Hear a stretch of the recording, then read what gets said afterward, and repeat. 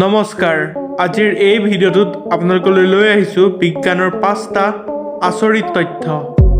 Number 1 আমি খোৱা খাদ্যবোৰ মুখৰ পৰা পেট পাবলৈ মাত্ৰ 7 ছেকেণ্ড সময় লাগে। নম্বৰ 2 যেতিয়া কোনো এজন ব্যক্তিয়ে বেছিকৈ চিন্তা কৰে তেতিয়া ব্যক্তিজনৰ তেজবোৰ ডাঠ হৈ পৰে।